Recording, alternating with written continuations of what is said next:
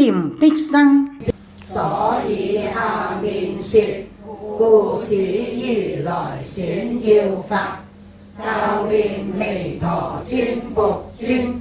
故使如來選要法，就是經文所說的聞說阿彌陀佛。我們聽釋迦牟尼佛講說阿彌陀佛名號，這是釋迦牟尼佛為我們選要法。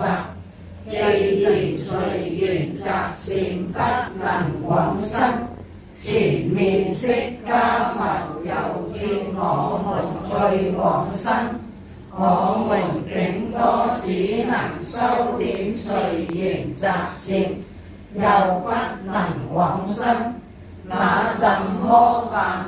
釋迦牟尼如來既叫我們往生，他就要為我們選擇一個往生的方法，選釋迦牟尼佛來選。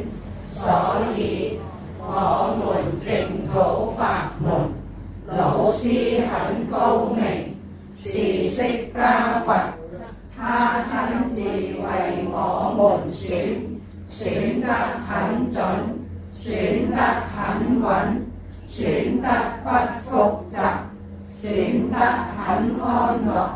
不可能釋迦牟尼佛為我們選的，還會有差錯，還會有損失。釋迦牟尼佛為我們選的方法，人人都能做到，而且最殊勝的，是第一的，不會是第二、第三。釋迦牟尼佛為我們五濁惡世的眾生所選取的要法，是什麼法門？教念彌陀尊復尊，就是執持名號，若一日，若7日，一心不亂。釋迦牟尼佛教我們念阿彌陀佛，要尊，還要再尊，一個尊字還不足以形容釋迦牟尼佛的老婆心切。五濁惡世的眾生，你要尊念佛啊，佛啊！我已經答應尊念佛啦，尊了，還要再尊啊！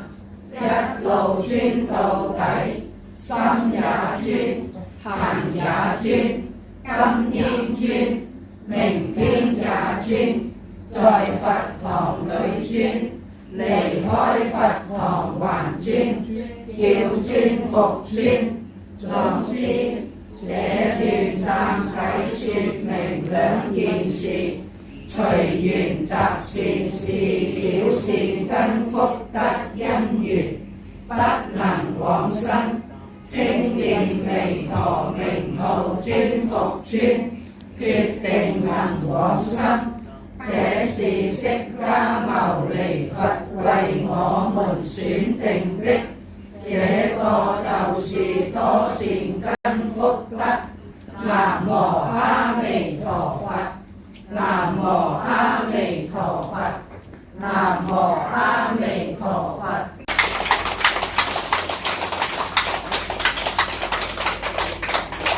南無阿彌陀佛，南無阿彌陀佛，南無阿彌陀佛，南無阿彌陀佛，南無阿彌陀佛，南無阿彌。